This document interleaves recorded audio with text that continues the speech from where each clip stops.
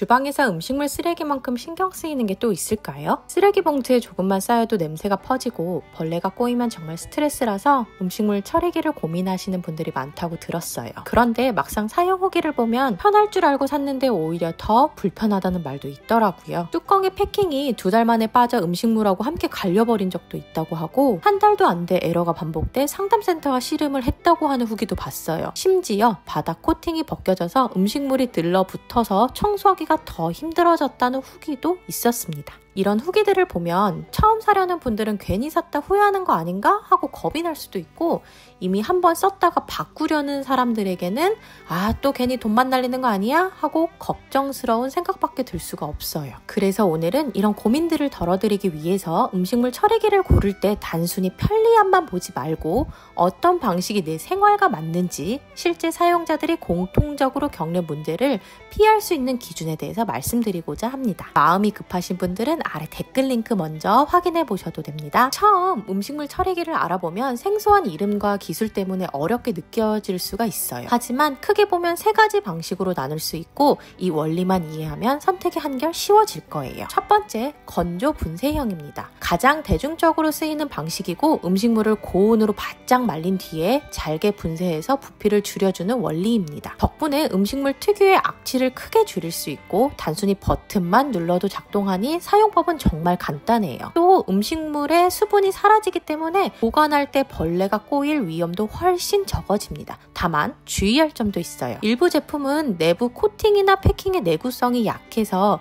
음식물이 눌러붙어 청소가 오히려 번거롭기도 하다 보니까 몇 달 안 돼서 부품이 손상되는 경우가 많다고 하더라고요.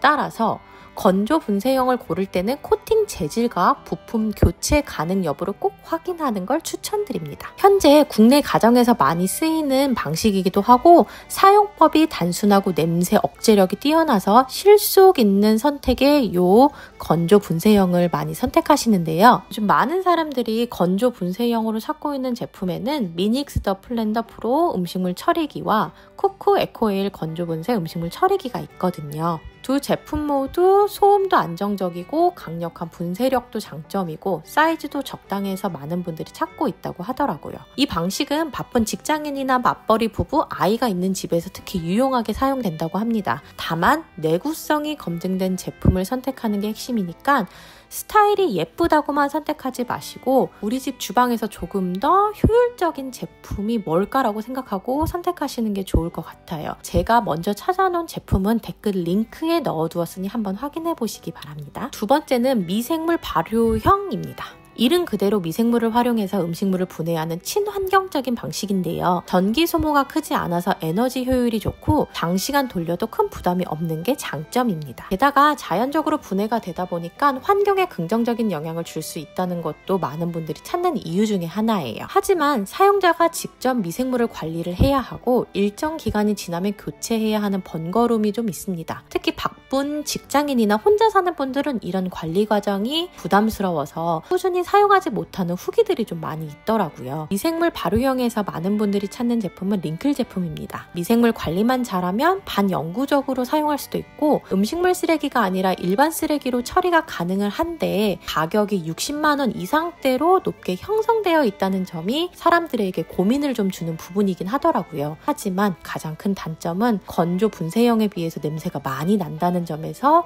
고민이 될 것 같더라고요. 세 번째는 분쇄 배출형입니다. 음식물을 잘게 갈아서 물과 함께 하수구로 흘러보내는 방식으로 초창기에 우리 아파트에서 많이들 사용했던 건데요. 쓰레기가 집에 남지 않아서 진짜 깔끔하게 이용을 했었거든요. 음식물이 바로 사라지니까 처리 과정 자체는 가장 편리하다고 할 수 있겠더라고요. 하지만 국내에서는 하수도 규제와 설치 조건이 까다로워서 일반 가정에서는 요새는 많이 사용하기가 어렵다고 보시면 돼요. 하수가 막힌 문제나 환경 문제와 직결이 돼서 사실 선택지가 거의 없는 방식이라고 보시면 됩니다. 정리하자면 현재 국내 가정에서는 건조 분쇄형이 가장 많이 널리 사용되고 있고 미생물 발효형은 친환경을 중시하는 일부 가정에서 선택된다고 보시면 돼요. 분쇄 배출형은 이론상은 편리하지만 국내 여건상 사실상 고려 대상이 되지 않는 경우가 많이 있습니다. 따라서 처음 구매를 고민하시는 분들이라면 건조 분쇄형을 중심으로 살펴보시면서 본인의 생활 패턴과 관리 성향에 맞는 선택을 하시는 것이 중요하다고 생각이 됩니다. 그럼에도 불구하고 내가 무얼 더 확인하고 음식물 처리기를 알아봐야 하나 하는 분들이 계실 거예요. 광고 속에서 보여주는 편리함이 눈에 쏙쏙 들어오긴 하는데 단순히 음식물을 줄여주는 기능만으로는 내가 이 돈을 내고 만족하기는 어렵다고 느낄 수 있을 거예요. 음식물 처리기 선택할 때 4가지 꼭 확인해 보시면 될 거거든요. 첫 번째, 내구성입니다.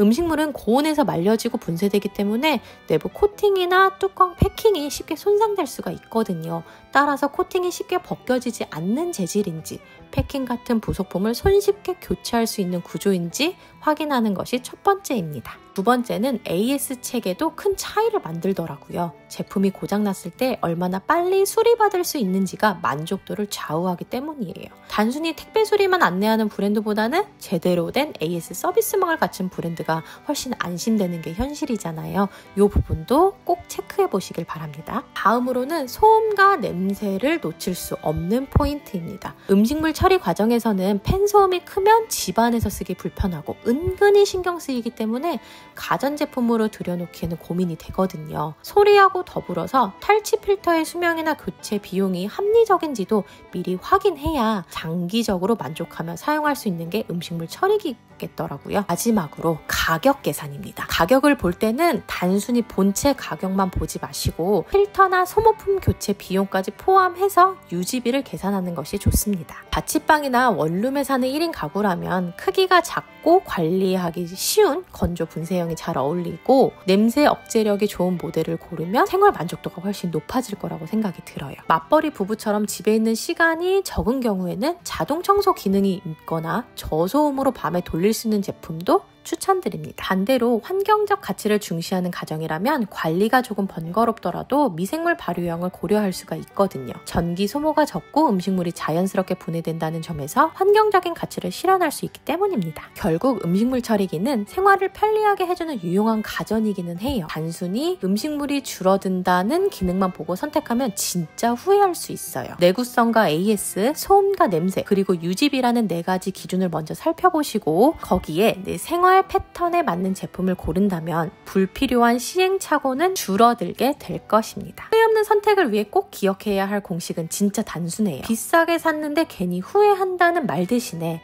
우리 집 주방이 훨씬 쾌적해졌다라는 만족감을 얻을 수 있을 겁니다. 단순히 광고만 보고 선택하지 마시고 불필요한 고민을 없애주는 제품에 더 집중해 보시길 바랍니다. 자세한 제품은 댓글에서 한 번 더 확인해 주시길 바라요. 감사합니다.